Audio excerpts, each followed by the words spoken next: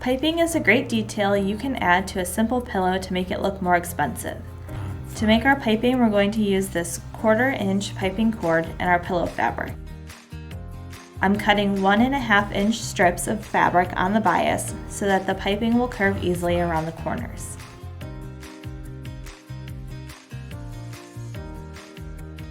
Next, I'm going to match my bias strips right sides together like this and sew here across the diagonal.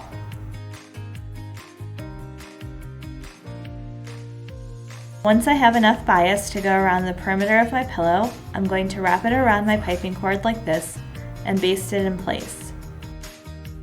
When you're working with piping, you want to use a zipper foot so that you can get as close to the piping as possible. Once my piping is basted, I'm going to baste it again to one side of my pillow.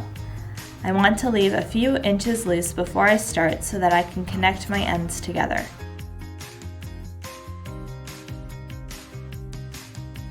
When I get to the corner, I'm going to clip the seam allowance to allow the piping to curve and then sew along the curve of the piping.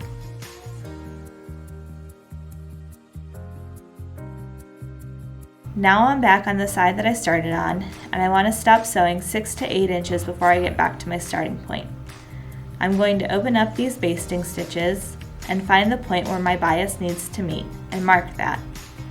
Then cross them like I did to join the strips together and stitch diagonally.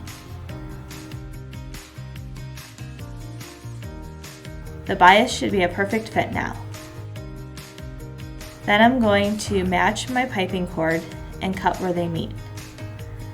Now wrap the bias back around the cord and finish basting in place.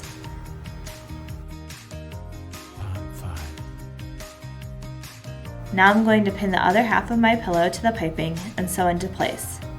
This time around, I want to sew as close as possible to the piping and use a regular length stitch.